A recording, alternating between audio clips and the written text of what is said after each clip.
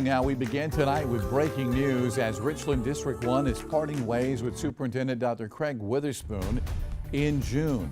That decision was announced during a district board meeting earlier this evening. Witherspoon will continue to receive his salary for 12 months following his departure.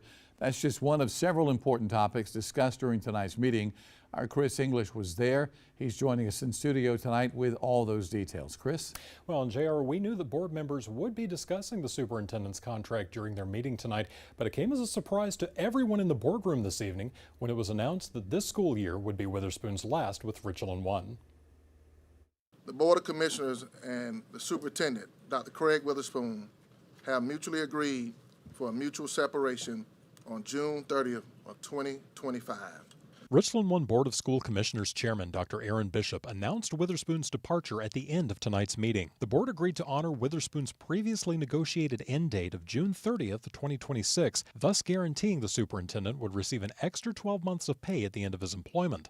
Bishop said in a prepared statement that Witherspoon can choose to leave before next June by providing 30 days written notice. The board can also choose to cut ties with Witherspoon early with a 60-day notice of their own. No matter when his employment ends, the superintendent will receive the extra 12 months of pay. Witherspoon's last reported salary was $258,121 per year.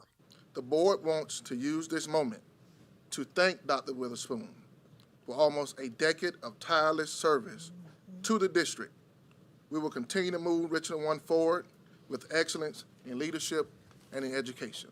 During his tenure, Witherspoon worked to improve Richland One's school ratings, but there have been several controversies at the district during his time in charge. That included being placed under fiscal watch following the misuse of procurement card funds by district staff and the State Department of Education audit of the Vince Ford Early Learning Center project. The district has not announced a succession plan or when the search for a new superintendent would begin. The district also voted tonight to remove Vince Ford's name from the Early Learning Center project. Out of respect to the family of Mr. Ford and those of us that honor his legacy, Mr. Ford's legacy has been dragged through the mud in this project.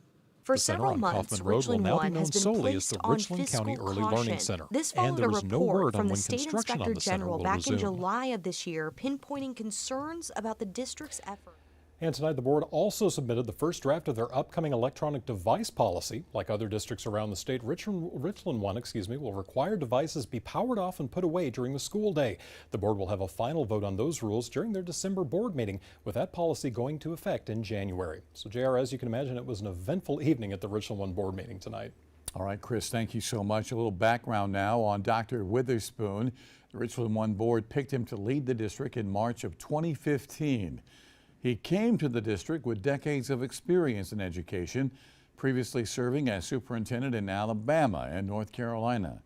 His contract was extended just last December when the board voted to give him a pay raise and offered to stay in his position through June of 2026.